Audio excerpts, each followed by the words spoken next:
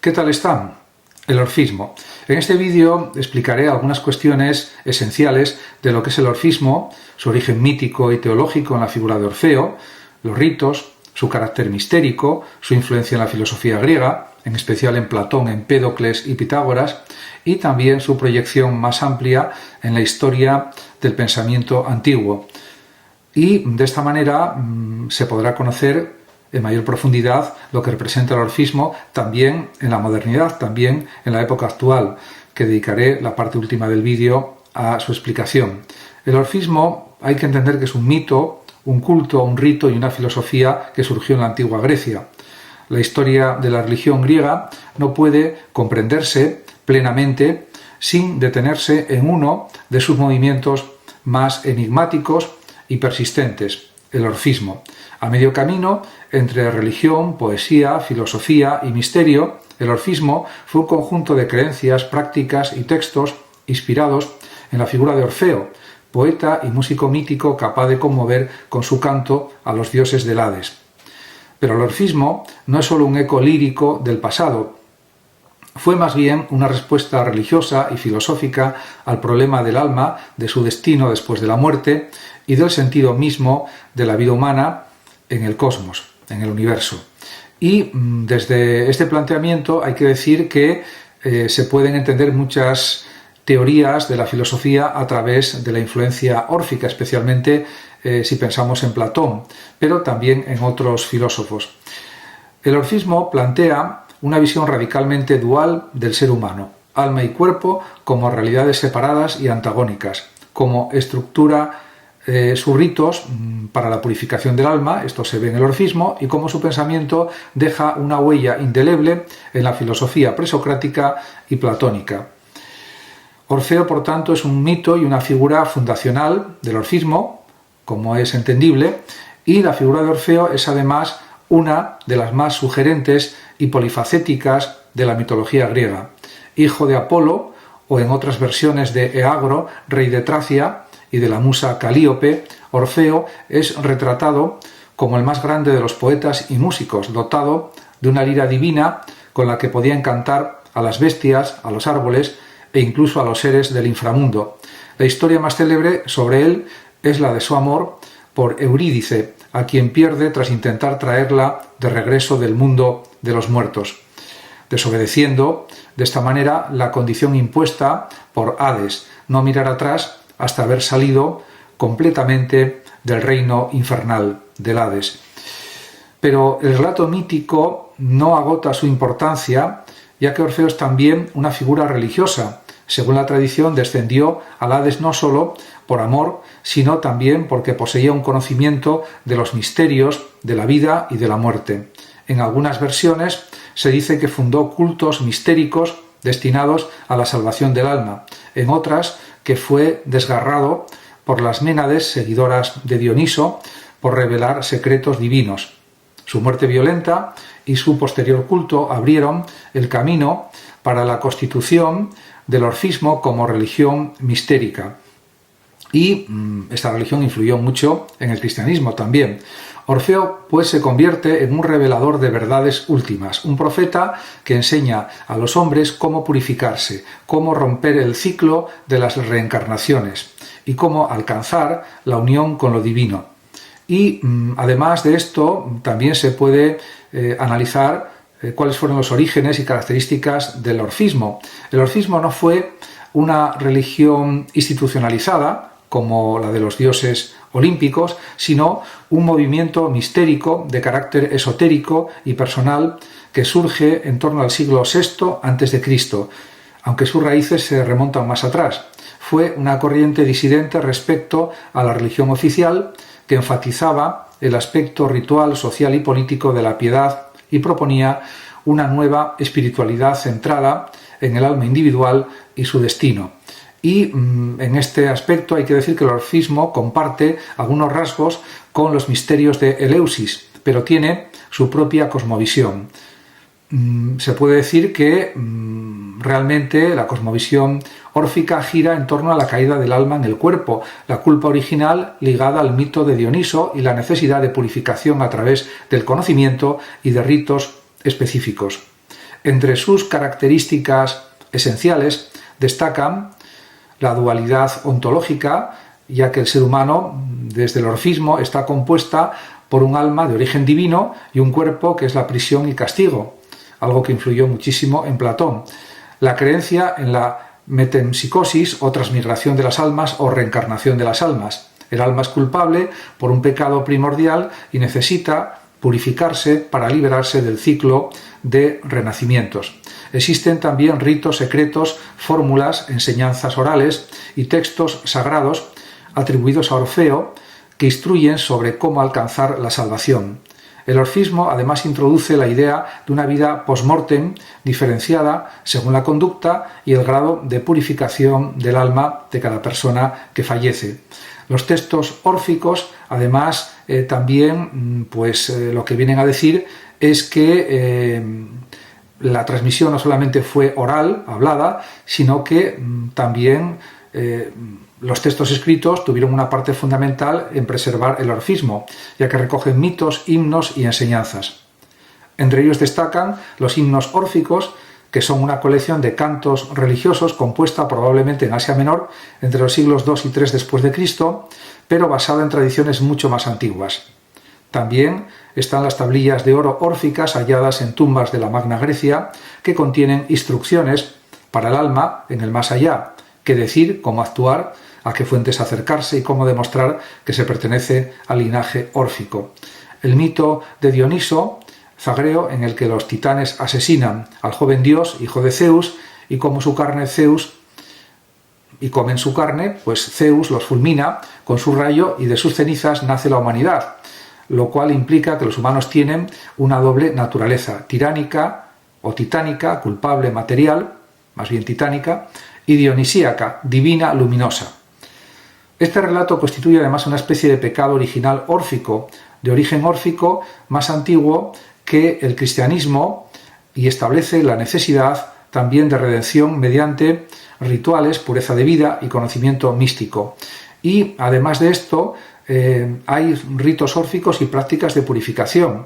Por ejemplo, el orfismo no fue solo una doctrina, sino también una praxis, una práctica espiritual. Su objetivo era liberar el alma del ciclo del samsara griego, es decir, del continuo renacer en diferentes cuerpos, algo que comparte con ciertas corrientes del hinduismo y del budismo también. Además de esto, entre las prácticas rituales se incluían en el orfismo ritos de iniciación en los que el adepto se comprometía a vivir conforme a las normas órficas, no derramar sangre, no comer carne, evitar placeres corruptores, y también estaba la necesidad de la confesión y la purificación mediante abluciones, dietas, cánticos y oraciones. Y respecto a los ritos funerarios especiales, también se usaban fórmulas inscritas en las tablillas de oro y un posible uso también de danzas, música y teatro ritual como forma de integración con lo divino. Y además hay que decir que no hay pruebas concluyentes de un culto órfico unificado, pero sí de comunidades o individuos órficos que vivían conforme a un ethos sagrado, a una ética sagrada. Este estilo de vida ascético y reservado influirá profundamente en escuelas filosóficas posteriores. Y también hay que decir que la influencia del orfismo es muy clara en la filosofía griega. Por ejemplo, en el pitagorismo, es evidente, uno de los canales principales por los que el orfismo entra precisamente en la filosofía es Pitágoras. Aunque su figura está envuelta en leyenda, muchos testimonios antiguos lo vinculan con enseñanzas órficas. De hecho, los pitagóricos, por ejemplo, practicaban la metempsicosis como doctrina central, la transmigración de las almas o la reencarnación. La vida estética también la practicaban con abstinencia de carne y culto para beneficiar al alma. La armonía cósmica también está presente en el pitagorismo y puede relacionarse con la música de Orfeo. Y también hay en el pitagorismo una ética de purificación y silencio necesaria para preparar el alma para su retorno al mundo divino, al igual que en el orfismo. Según Aristóteles, Pitágoras adoptó muchos elementos del orfismo: la vestimenta blanca, los votos de silencio, la visión del cuerpo como tumba, y todo esto también pues es importante decirlo. En cuanto a Empédocles, este pensador del siglo V a.C., que fue también poeta y médico, muestra claras influencias órficas. En sus poemas filosóficos, especialmente en Purificaciones, proclama que es un daimon o un daimón caído que ha sido arrojado a este mundo como castigo y que su alma vaga de cuerpo en cuerpo hasta alcanzar la redención. De este modo, para Empédocles, el conocimiento es un medio de catarsis, de purificación, y el amor filía es la fuerza que conduce a la unificación, como en el orfismo también. Y se puede también pensar en Platón, que estuvo muy influido por el orfismo. Platón es sin duda el gran heredero filosófico del orfismo, aunque su pensamiento tiene múltiples influencias y es original. Las influencias son las socráticas, pitagóricas, eleáticas, etc. La huella órfica es especialmente evidente en su doctrina del alma. Y en este sentido, por ejemplo, en el Fedón, Gorgias, en el diálogo Gorgias o en el Fedro, Platón defiende la inmortalidad del alma, considera que el cuerpo es una prisión para el alma. Sostiene también que la filosofía es una preparación para la muerte, una forma de purificación, catarsis. Describe también un más allá donde las almas son recompensadas o castigadas según su vida terrenal. Y además introduce mitos escatológicos como el de en la República, que recuerdan las instrucciones de las tablillas órficas. Y en este sentido hay que decir también que Platón racionaliza el orfismo y lo integra en su filosofía como una estructura metafísica y como una ética coherente. Ya no es solo un conjunto de ritos, sino una visión total del ser humano y de su destino.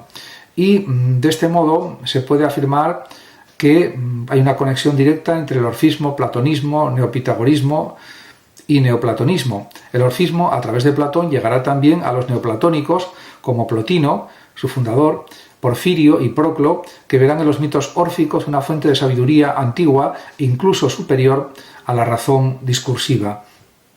Y además también hay que señalar que en esta tradición el orfismo se convierte en una teología mística compatible con los sistemas filosóficos más elevados. El alma busca su ascensión hacia el uno o lo divino y necesita del conocimiento interior, la contemplación y la purificación. De este modo, se puede decir que el orfismo y su legado espiritual están presentes en la filosofía antigua de una forma, diríamos, primordial. El orfismo no es solo un episodio de la historia de la religión griega, es también una corriente espiritual profunda que anticipa elementos que luego estarán presentes en religiones como el gnosticismo, el cristianismo místico o ciertas formas de esoterismo occidental. Y desde este planteamiento hay que decir también que su concepción del ser humano es como el de una chispa divina encerrada en un cuerpo corruptible. Su doctrina de la caída y del retorno, su énfasis en la vida ética y purificadora han fascinado, sin duda, a generaciones enteras. Y también hay que señalar que el orfismo representa una revolución silenciosa en el pensamiento religioso de Grecia. De una religiosidad colectiva y cívica se pasa a una experiencia individual de la salvación, basada en la introspección, el conocimiento de sí mismo y el ascetismo. Y todo esto supone que realmente la influencia del orfismo ha sido extraordinaria.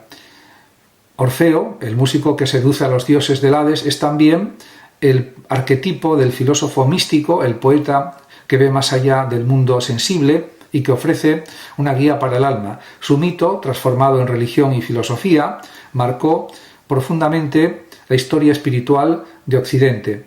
Y de esta forma se puede afirmar que el orfismo no tuvo templos suntuosos ni dogmas oficiales, pero su impacto fue tan duradero como invisible. Se filtró en la poesía, en los misterios, en la filosofía, en los rituales funerarios, en las creencias populares sobre el alma. Fue, en definitiva, una concepción alternativa del mundo, una forma de responder también al sufrimiento, al mal y a la muerte con el anhelo de redención, de salvación, si se quiere.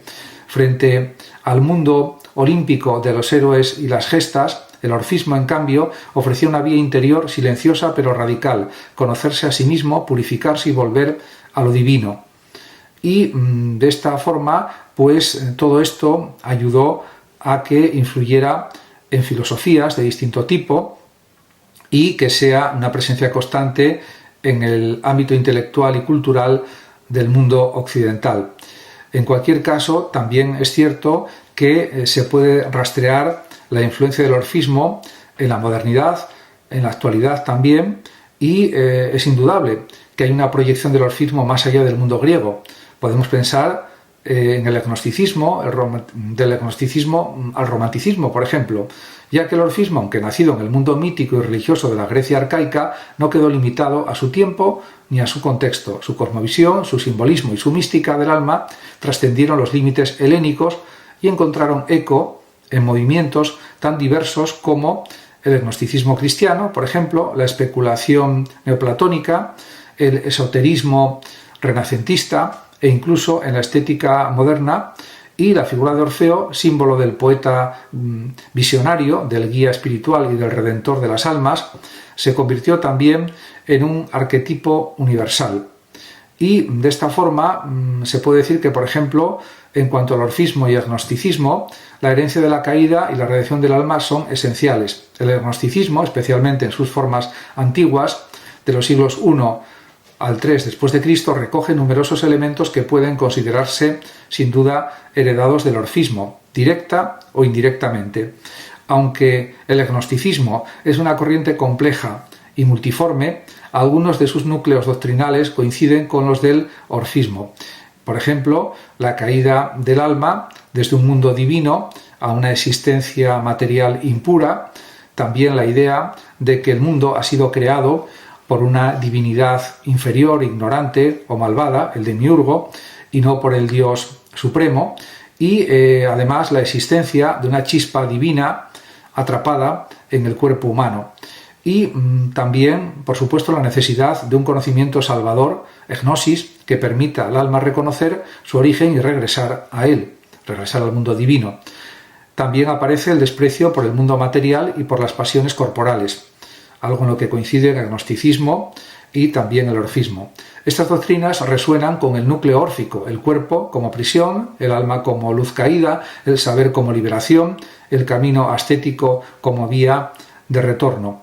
Y también autores como Plotino y Porfirio criticaron duramente a los gnósticos por estas ideas, precisamente porque reconocían en ellas una desviación radical de la tradición filosófica griega, aunque sin dejar de admitir que algunas de estas intuiciones podían rastrearse hasta en los órficos y en los pitagóricos.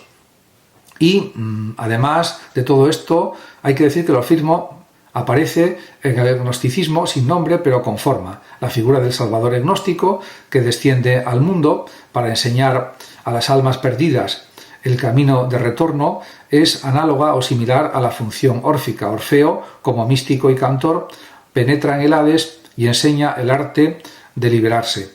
Y también hay que decir que el cristianismo primitivo tiene ecos órficos en la teología y la liturgia también. Y esto es algo muy importante. Aunque el cristianismo primitivo nace de raíces judías y tiene su centro en la figura histórica de Jesús de Nazaret, no se desarrolló en el vacío. Floreció en un mundo helenizado donde los misterios órficos, eleusinos y dionisíacos aún estaban presentes en las prácticas religiosas y también en la imaginación simbólica de las personas.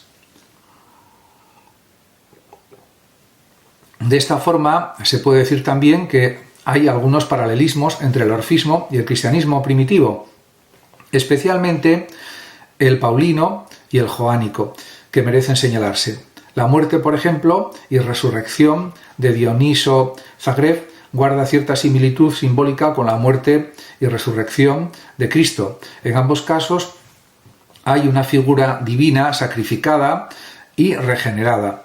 También el concepto de pecado original implícito en la condición humana en el orfismo y explícito en San Pablo.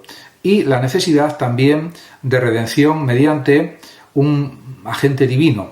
Además, la vida ascética practicada por los órficos y por las comunidades cristianas más exigentes, como por ejemplo los esenios, los monjes del desierto, los cátaros, más tarde, etc., tienen coincidencias con el orfismo, y el uso de rituales de purificación y bautismo que simbólicamente marcan el inicio de una nueva vida en el alma, y también la importancia del canto, el himno y la música sagrada como medio de elevación espiritual a lo divino.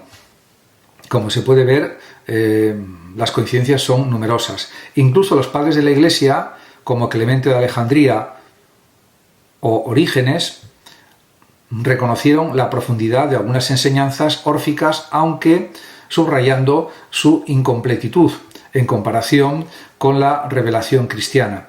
Y de este modo se puede decir que en términos simbólicos la figura de Orfeo pasa a ser reinterpretada como una especie de protocristo pagano, un ser que desciende al Hades, que lleva la música de lo divino al mundo y que es perseguido por los violentos por revelar lo sagrado.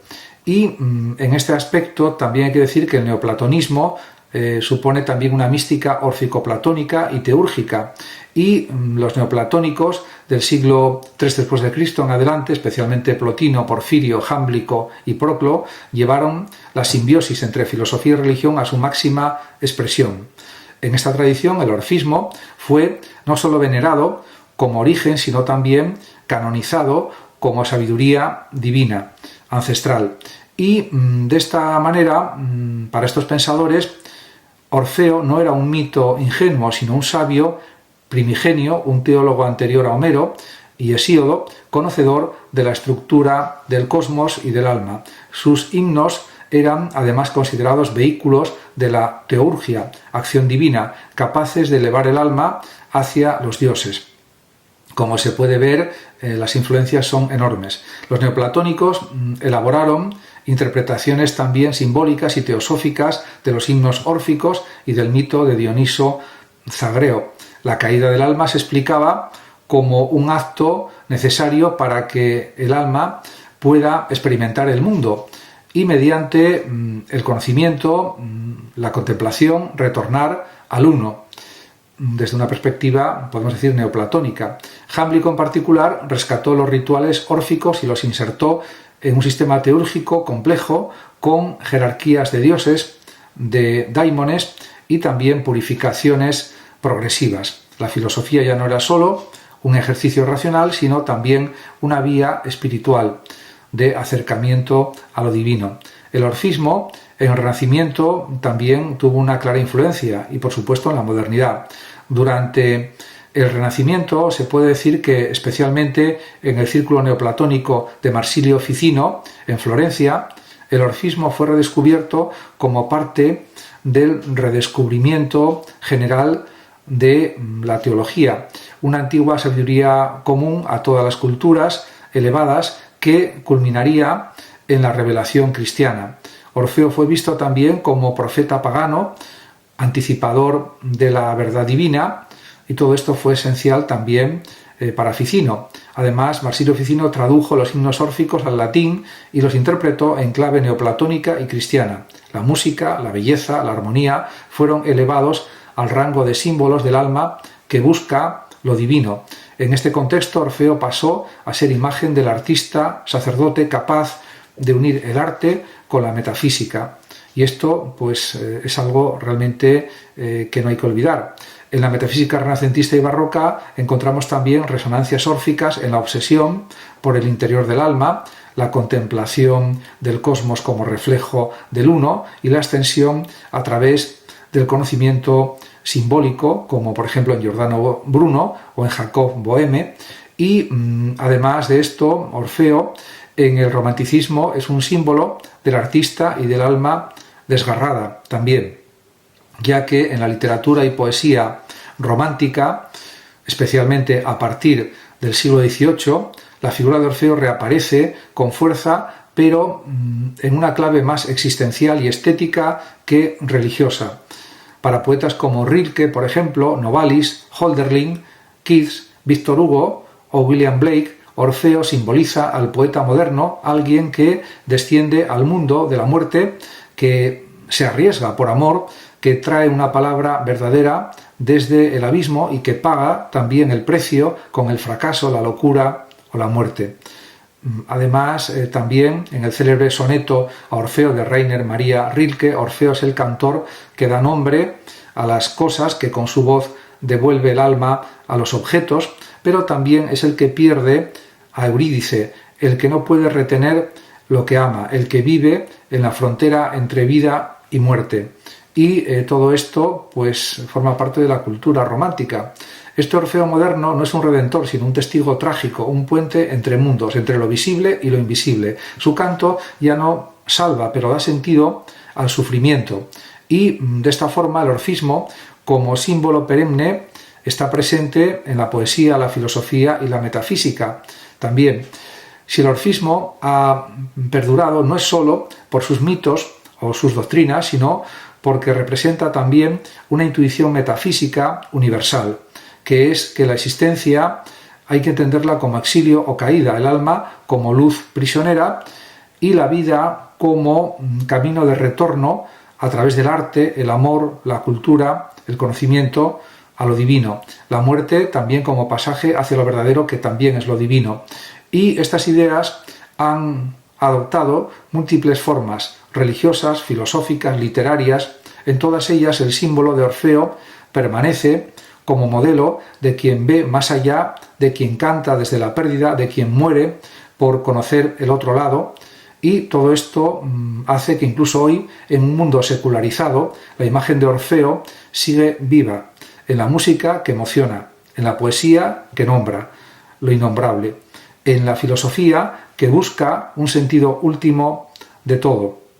Muchas gracias a todos por su atención y hasta mi próximo vídeo. El que lo desee puede compartir este vídeo, darle like o suscribirse a mi canal de YouTube. Hasta pronto.